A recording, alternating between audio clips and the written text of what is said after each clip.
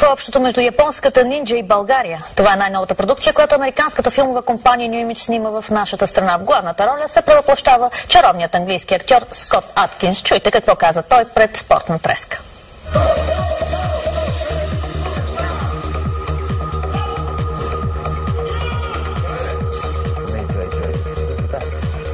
За пети път си в България. Как се чувстваш в нашата страна?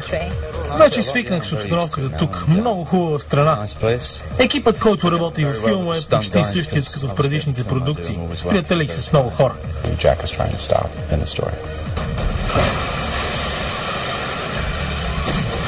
Разкажи ни за филма, в който играеш сега.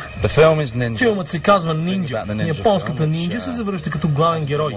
Нещо, което не беше правено от 80-те години насам. Тогава аз бях голям почитател на филмите за нинджа. Много съм щастлив да участвам в такава продукция сега, защото мисля, че е време нинджите да се завърнат на екрана. Имаш ли много сцени с бой? Да, това може би е най-истинският екшен, който някога съм правил. От 3 седмици снимаме, дори не сме преполовили филма. Остават ни още 4 седмици работа, а моето тяло вече има нужда от почивка. Много ли тренираш? Да, дори си изключих глезена, докато снимах една от бойните сцени. Трябваше да снимаме тази сцена цели 3 дни, а аз се нараних още в първия. Превързах се и продължих. Не беше лесно. Кажи ни за твоето увлечение по бойните спортове. Започнах с джудо още когато бях на 10 години. Баща ми и брат ми тренираха в местен клуб. Почувствах, че липсвам от компанията и аз се записах. Така се запалих. После тренирах таеквондо, кикбокс и кунг-фу.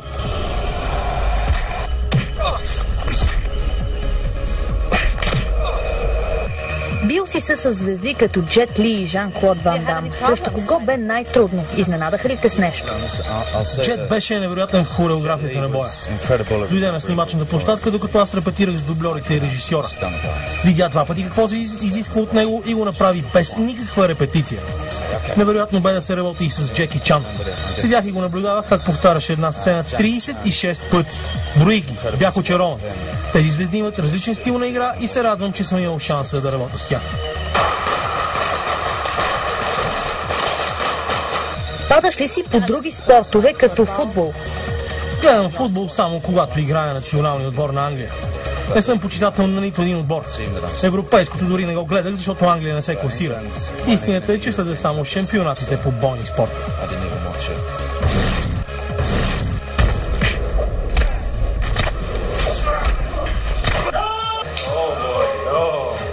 Thank you.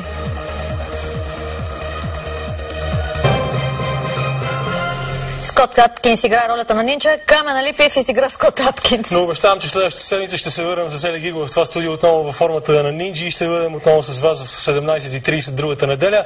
Още повече, че в нашото предаване, за разлика от филмите на Скот Аткинс, втори дубъл няма, просто сме на живо. Чао! До следващата неделя.